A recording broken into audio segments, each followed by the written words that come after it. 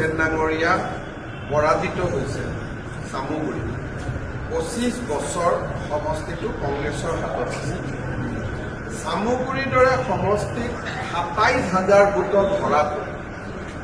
কংগ্ৰেছ দলৰ ইতিহাসৰ আটাইতকৈ ডাঙৰ কলংকিত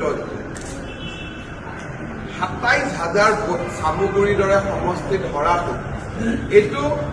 ভাৰতীয় জনতা পাৰ্টিৰ বিজয় যিমান তাতকৈ কংগ্ৰেছৰ পৰাজয় বেছি যে এটা ডাঙৰ কলংকিত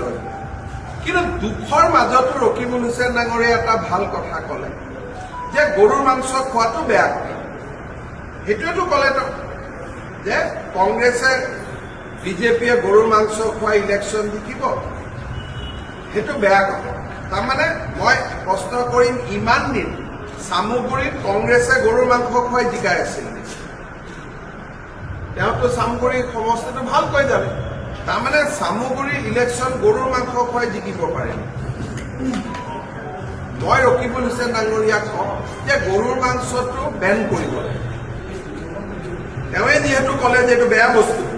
গতিকে মোক মাত্ৰ এখন লিখি দিয়ক ৰকিবুল হুছেইন ডাঙৰীয়াই না বিজেপিয়ে গৰুৰ মাংসৰ কথা ক'ব লাগে নে কংগ্ৰেছে গৰুৰ মাংস ক'ব লাগে অসমতে গৰুৰ মাংসটো একেদিনাই মই বন্ধ কৰি দিম কোনেও খাব নালাগে লেঠা মৰি গ'ল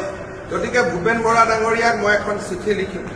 তেওঁক মই সুধিম যে আপুনি যদি সঁচাকৈয়ে গৰুৰ মাংসৰ বন্ধৰ পোষকতা কৰে ৰকিবুল হুছেইন ডাঙৰীয়াৰ লাইনত মোক খালি জনাই দিয়ক মই অহা বিধানসভাত টোটেল গৰুৰ মাংস বন্ধ কৰি দিম না বিজেপিয়ে খুৱাব লাগে না এজিপিয়ে খুৱাব লাগে না চিপিএমে খুৱাব লাগে না হিন্দুৱে খাব লাগে না মুছলমানে খাব লাগে না খ্ৰীষ্টিয়ানে খাব লাগে লেঠাই বন্ধ কৰি দিয়ক না গতিকে মই ৰকিবুল হুছেইন ডাঙৰীয়াৰ মুখেদি ওলোৱাই ভাল পাইছোঁ অন্ততঃ এটা পৰ্যায় আগবাঢ়িছে এটা দ্বিতীয় পৰ্যায়টো ভূপেন বৰাই ল'লে